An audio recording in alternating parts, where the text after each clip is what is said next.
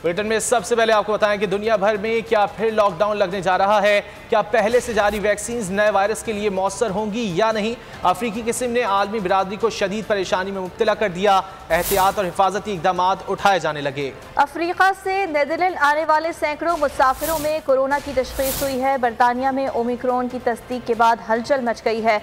बरतानवी वज़ीर आज़म ने मास्क लाजमी करार दे दिया। न्यूयॉर्क में इमरजेंसी नाफिज कर दी गई। नए वायरस के केसेस रिपोर्ट होने पर चेक रिपब्लिक, इटली और जर्मनी समेत कब्रस नीदरलैंड्स ने अस्पतालों में अलर्ट जारी कर दिया। बेल्जियम समेत दीगर ममालिक में अवामी इज्तिमात पर पाबंदी लगा दी गई।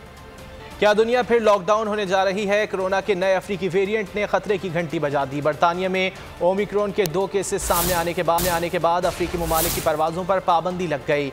यूरोप और अरब ममालिक के कई ममालिक की जानिब से भी पाबंदी लगाई गई। पाकिस्तान ने भी 6 अफ्रीकी ममालिक से परवाज़ें बंद कर दी।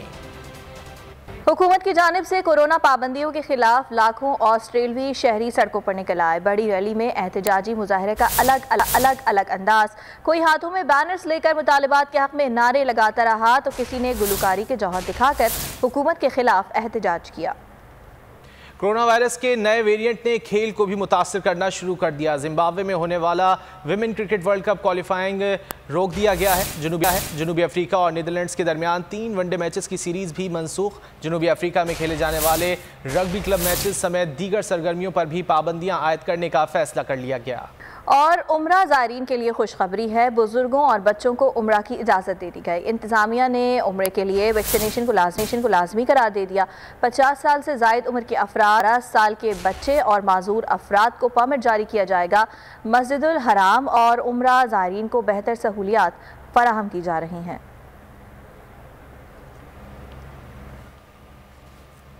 पाकिस्तान ने हांगकांग समेत 6 ममालिक पर अफ्रीकी ममालिक पर सफरी पाबंदियां आयद कर दी। पाबंदी वाले ममालिक में फंसे पाकिस्तानी 5 दिसंबर तक वतन लौट सकेंगे। असद उमर कहते हैं नए कोरोना वेरिएंट के आने के बाद 12 साल से ज़्यादा उम्र के शहरियों को वैक्सीन लगाना ज़रूरी हो गया है।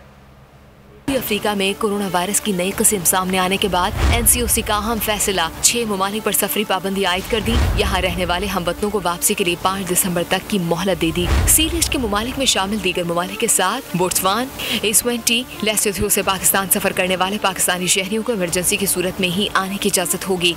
NCOC ने इन शहरियों के लिए वैक्सीनेशन सर्टिफिकेट और बोर्डिंग से 72 घंटे पुराना कोरोना मनफी टेस्ट लाना लाजमी करार दिया है। वापस आने वाले पाकिस्तानियों को पहुँचने पर टेस्ट होगा। नेगेटिव रिपोर्ट्स के साथ आने वालों को भी 3 रोजा करंतना करना होगा। वफाकी वजीर असद उमर कहते हैं कि नए कोरोना वेरिएंट के आने के बाद 12 साल से जायद उम्र के शहरियों को वैक्सीन लगाना जरूरी हो गया। एक ट्वीट में उन्होंने लिखा कि पाकिस्तान में अफ्रीकी ममालिक के लिए सफरी पाबंदियों का नोटिफिकेशन जारी कर दिया गया है। अल्लाह पाकिस्तान को ओमिक्रॉन से बचाए। पाकिस्तान में कोरोना की सूरत हाल बहुत बेहतर है। केसेस बहुत कम हो रहे हैं। कोरोना से मजीद 5 अमवात रिपोर्ट हुई हैं। 24 घंटे में 303 नए केस रिपोर्ट हुए। NCOC के मुताबिक 36,997 कोरोना टेस्ट किए गए। मुस्बत केसेस की शरह 0.81% रही। मजमूई अमवात की तादाद 28,909 हो गई है, जबकि 946 मरीजों की हालत तशवीशनाक है। खबरों के सिलसिले को आगे बढ़ाएंगे। दुनिया भर में फ़ज़ाई आलूदगी मसला बन गई। आलूदगी में भारत पहले नंबर पर आ गया। दिल्ली में एयर क्वालिटी इंडेक्स 390 तक जा पहुंचा। 261 इंडेक्स के साथ लाहौर दूसरे और अफगानिस्तान का दारुल खुलाफा काबुल 179 के साथ तीसरे नंबर। 161 इंडेक्स के साथ कराची 90 नंबर पर बराजमान है। और शदीद धुंध के बाइस मोटरवे M1 पेशावर से रशकई तक बंद कर दी गई। ड्राइवर हजरात को गाड़ियों में फॉग लाइट्स इस्तेमाल करने की हिदायत की गई है। मोटरवे पुलिस नॉर्थ जोन के मुताबिक M1 बंद करने का इकदाम लोगों की हिफाजत के पेश नज़र उठाया गया। धुंध की शिद्दत में कमी वाक़ होते ही मोटरवे ट्रैफिक के लिए खोल दिया जाएगा।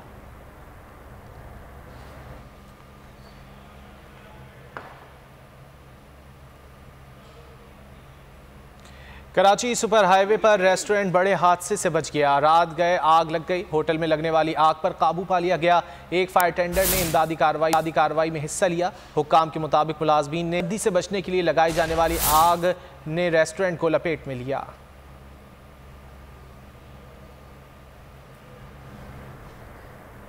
लाहौर से आपको अफसोसनाक खबर देंगे। शालीमार लिंक रोड पर कातिल डोर ने एक और नौजवान की जान ले ली। 19 साल असद मुश्ताक कॉलोनी का रिहायशी था। ड्यूटी के बाद घर जा रहा था। डोर फिरने से मौके पर ही जाँ बाक हो गया। उसको पोस्टमार्टम के लिए मुर्दा खाने मुंतकिल कर दिया गया।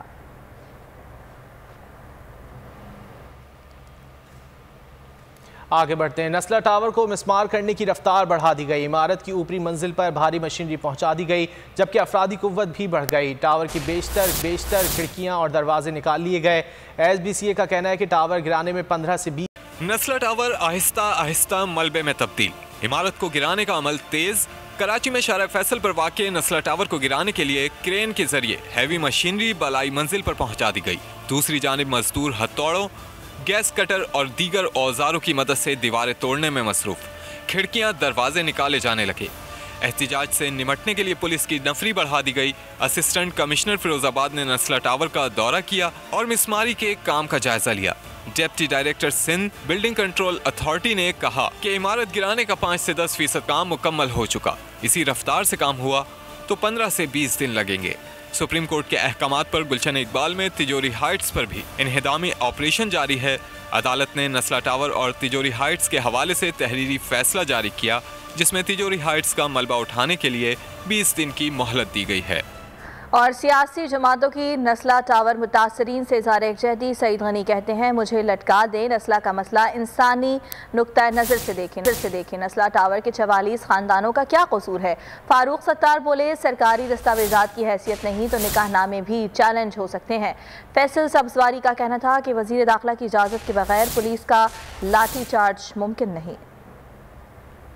मुझे भले लटका दें, मुझे भले जो मर्जी कर दें, लेकिन कम से कम इस मसले को, इस इशू को इंसानी नुक्ता नज़र से देखना चाहिए। अगर आज वो सरकारी दस्तावेज ही कोई हैसियत नहीं रखती तो मेरे भाई याद रखना, कल आपके और हमारे निकाहनामे भी इसी तरह चैलेंज होने लगे। पुलिस अफसर में नहीं है इतनी जुर्रत कि वो वजीर दाखिला के पूछे बगैर ऐसे यहाँ पर आकर लाठी चार्ज कर सके। मैं इस बात को जाती तौर पे, मैं अपनी पीटीए में जाती तौर पे समझता हूँ कि इस सूबे में कम से कम 6 महीने के लिए जो है ना गवर्नर रूल लग जाना चाहिए।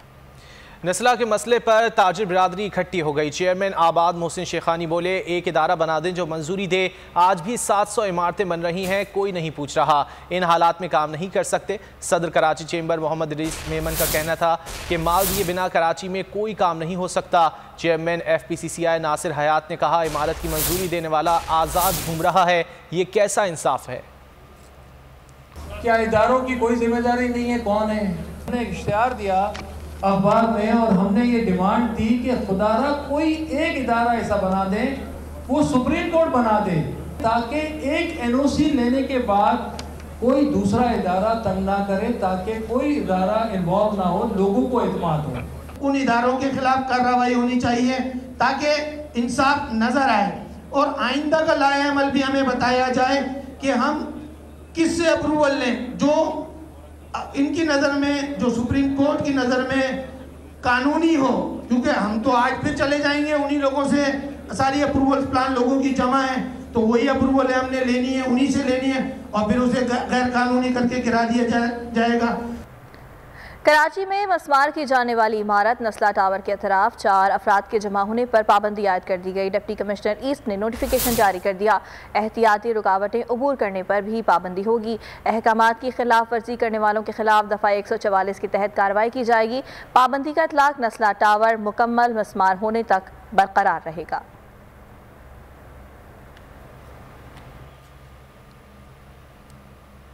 खेलों की खबरों में आपको बताएं कि फास्ट बॉलर हसन अली ने चिटागांव की विकेट को बॉलर्स के लिए मुश्किल करार दे दिया। कहा, प्लान के मुताबिक गेंदबाजी की, 5 विकेटें लेने पर खुशी है। ओपनर आबिद अली का कहना था कि पार्टनरशिप कायम करने का प्लान था, जिसमें कामयाब हुए। अच्छी पोजीशन में है, जिसका फ़ायदा उठाने की पूरी कोशिश होगी। और इसी मैच के हवाले से बात करेंगे। क्रिकेट एक्सपर्ट साजिद खान हमारे साथ मौजूद हैं। साजिद, बहुत शुक्रिया आपके वक्त का। टेस्ट का तीसरा दिन है, पाकिस्तान की इनिंग जारी है। जो सिचुएशन है, क्या कहेंगे आप, किसके हक में जाएगा फैसला? देखिए, बहुत इम्पोर्टेंट है चट्टागांव जो टेस्ट मैच जो खेला जाएगा आज के दिन। पाकिस्तान क्रिकेट टीम को 90 ओवर में 350 रन बनाने पड़ेंगे और जिस तरह बांग्लादेश की टीम खेली, 333 रन बनाए, उन्होंने बहुत शानदार बैटिंग, मुश्किल रहीम ने बहुत आउटस्टैंडिंग क्रिकेट खेली है और बांग्लादेश के 4 विकेट आउट हो जाएँ 50 रन, उस तरह गेम में वापस है। उनकी जितनी भी तारीफ की जाए कम, बहुत अच्छी उन्होंने बैटिंग की अपने होम ग्राउंड में। चट्टागांव की जो हिस्ट्री बताती है, और जिस तरह अजहर भी बात कर रहे थे, आबिद भी बात कर रहे थे, ये तो बताना ज़रूरी है पाकिस्तान को चौथी इनिंग खेलना है। पाकिस्तान को इस इनिंग को समझे बड़ी लंबी इनिंग खेलनी पड़ेगी। और आबिद और जिस तरह तो नुमान खेल ले, बहुत आउटस्टैंडिंग 140 रन की पार्टनरशिप इन्होंने बनाई है और पाकिस्तान को इसी कंटिन्यू से आधे घंटे के बाद, और पाकिस्तान को हर ओवर में कम से कम 90 के दौर से निकल के अब 2021 2022 साजिद, अपडेट्स ये हैं कि इस वक्त पाकिस्तान के 2 खिलाड़ी आउट हो चुके हैं 149 रन पे। जैसा कि पहले 2 दिनों में हुआ कि इब्तिदाई जो सेशन था उसके अंदर विकेटें गिरती थी, फिर उसके बाद जो है वो बैट्समैनों के लिए साजगार हो जाती थी पिच, वैसे ही लग रहा है। बिल्कुल रज़ी भाई, जिस तरह का आपको पता है ये जो टेस्ट मैच की खूबसूरती है, जो शुरू के आधा घंटा होता है तो बॉलर बहुत हावी रहता है और लेंथ और डायरेक्शन जो अली बॉलर गेन करता है तो उसको विकेट ले लेता है। आधे घंटे 1 घंटे के बाद बैटिंग पैराडाइज हो जाती है, बॉल बैट पे बहुत अच्छा आता है, उसको भरपूर फ़ायदा उठाना चाहिए।